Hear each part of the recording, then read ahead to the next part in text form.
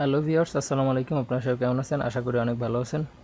আজকের এই ভিডিওতে আমি দেখাতে যাচ্ছি যে কিভাবে আপনারা কমেন্ট লিখবেন, HTML এ কমেন্ট লিখবেন। আর কমেন্ট আসলে কি? তো কমেন্টটা হচ্ছে যে আপনি যখন কোড করবেন, করার পরে আপনি লিখে দেবেন যে আসলে এখানে মানে মানে কোন কোডটা কিসের জন্য ইউজ করছেন, কিংবা হচ্ছে কোন কোডটুকু আপনি কিসের জন্য ইউজ করতেছেন, কোন পার্টটার জন্য আপনি এই কোডটুকু ইউজ করতেছেন। এরকমভাবে আপনি আসলে এখানে মার্ক করে দিতে পারবেন আর কি, যে কমেন্টের মাধ্যমে আপনি কমেন্ট যখন লিখবেন, কমেন্ট লিখলে পারে তখন আপনি বুঝতে পারবেন যে আসলে কোন কোডটা আপনি কিসের জন্য ইউজ করছেন, কোন পার্টটা, কোন টেক্সটার জন্য কোন কোডটুকু ইউজ করছেন, লোগোর জন্য কোন কোডটুকু ইউজ করছেন, টাইটেলের জন্য কোন কোডটুকু ইউজ করছেন, হেডিং ট্যাগের জন্য কোন কোডটুকু ইউজ করছেন, এরকম এক্সেট্রা এক্সেট্রা আর কি।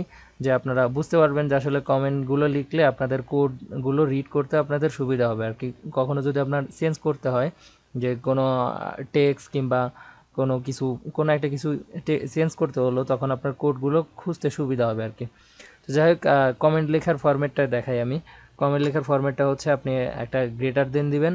গ্রেটার দেন দেওয়ার পরে হচ্ছে এক্সক্লামেটরি চিহ্ন হবে। এক্সক্লামেটরি চিহ্নর পরে হচ্ছে দুইটা এটা কি বলে, ড্যাশ।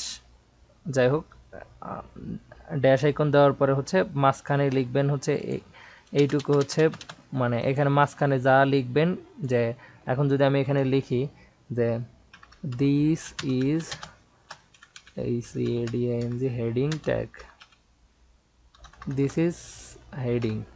তো এখন যদি আমি দিস ইজ হেডিং লিখি, এই হেডিং, দিস ইজ হেডিংটুকু হচ্ছে আপনার এখানে শো করবে না, ফ্রন্ট এন্ডে শো করবে না। অথচ আমি যদি এখন ভিউ পেজ সোর্সে যাই, পেজ সোর্সে যাওয়ার পরে আপনারা দেখতে পারবেন এই যে কমেন্টটা দিস ইজ হেডিং, এখানে যে আমি হেডিংটা লিখছি দিস ইজ হেডিং।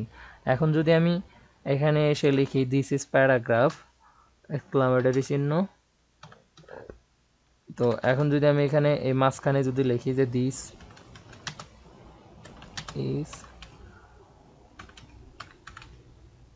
প্যারাগ্রাফ, তো এখন এটা হচ্ছে সিঙ্গেল লাইন।